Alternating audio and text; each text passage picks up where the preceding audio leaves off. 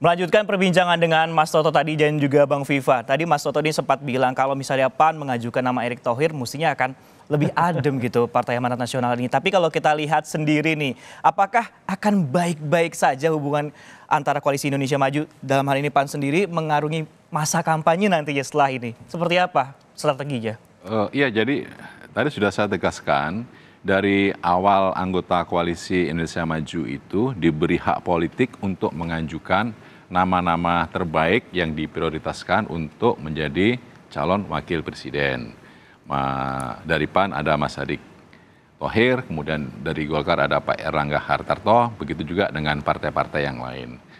Dalam diskusi, komunikasi, ternyata ada hal yang dinamis sehingga pada saat itu bukan lagi menjadi kepentingan subjektif masing-masing partai politik, tapi sudah menjadi kepentingan kebutuhan bersama dari Koalisi Indonesia Maju agar tetap solid dan punya orientasi untuk dapat memenangkan Pilpres 2024. Jatuh pilihannya kepada Mas Gibran, karena Mas Gibran itu adalah solusi terbaik yang dapat menjembatani seluruh aspirasi dan kepentingan dari anggota Koalisi Indonesia Maju. Dan sekarang sudah ditetapkan, sudah daftar di KPU, pasangan Pak Prabowo dan Mas Gibran, tinggal proses administrasi sudah selesai, besok tes kesehatan, dan kita sudah menjemput adanya episode sejarah dalam Pilpres 2024 nanti akan ada 3 pasangan calon, salah satunya Pak Prabowo dan Mas Gibran.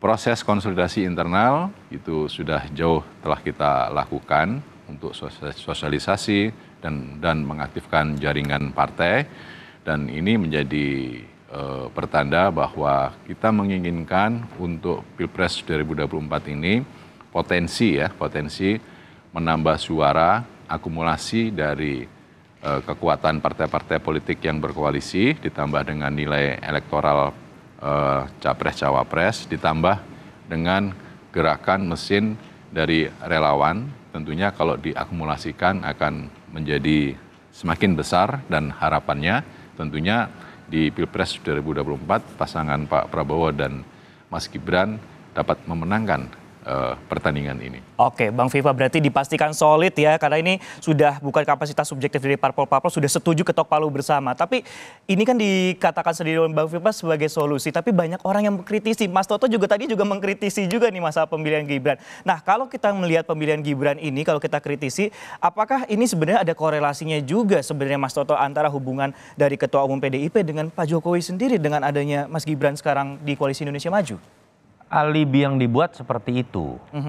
Ketika kita lihat salah satu yang video yang paling sering dibahas ya, dibaca dari monitoring beberapa hari terakhir adalah video terkait dengan misalnya ada gambar Pak Jokowi sedang duduk berhadapan dengan Ibu Mega, seakan-akan lebih dominan Ibu Mega.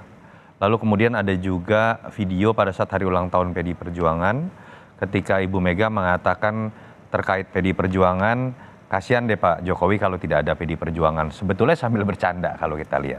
Tapi apapun itu, andai kata pun memang ada pendukung Pak Jokowi atau Pak Jokowi sendiri misalnya merasa tidak nyaman dengan kondisi itu, apakah ini tepat untuk dijadikan alibi? Kita harus melihat munculnya kontroversi terkait politik dinasti atau pelanggengan kekuasaan ini kan tidak hanya ketika Mas Gibran sekarang dipilih menjadi cawapres. Kalau kita ingat 2 tahun lalu sudah muncul perpanjangan, 3 periode awalnya. Pak Luhut sendiri orang dekat Pak Jokowi mengatakan itu persetujuan 110 juta big data katanya. Sampai sekarang datanya saya belum pernah lihat.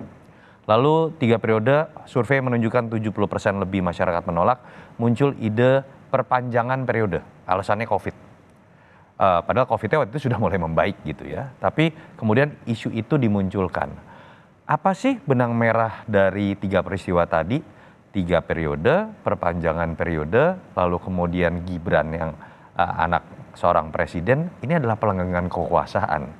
Jadi menurut saya lebih tepat kalau kita lihat dalam rangkaian lebih panjang, apa yang terjadi saat ini dengan penempatan Mas Gibran, bukan sebuah ungkapan atau respon dari gosip mengenai konflik antara Pak Jokowi dengan Ibu Mega. Tapi dari awal memang sudah ada upaya pelanggengan kekuasaan, sedang mencari formula yang terbaik, dan pada akhirnya formula ini yang kemudian diambil. Kenapa? Karena kan pengakuannya juga ada. 7 kali Pak Prabowo menawarkan Mas Gibran, bahkan sampai ke ayah dan ibunya, dan ini menjadi simbiosis mutualisme.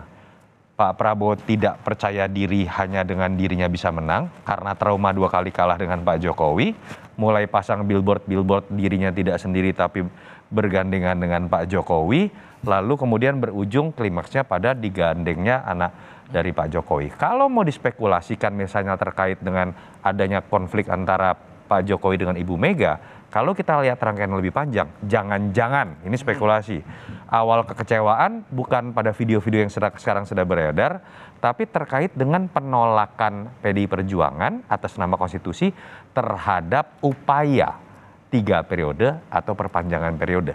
Sehingga dianggap partainya menghambat upaya pelanggengan kekuasaan tersebut. Itu kalau berspekulasi terkait dengan isu tersebut. Oke, nanti kita akan lihat bagaimana kemudian formula-formula ini, Mas Toto dan juga Bang Viva. Terima kasih sudah hadir di studio Kompas TV. Ada Wakil Ketua Umum DPP PAN yaitu Viva Yoga Mauladi, terima kasih. Dan juga ada Direktur Eksekutif dari Carta Politika Yunarto Wijaya telah hadir di studio Kompas TV.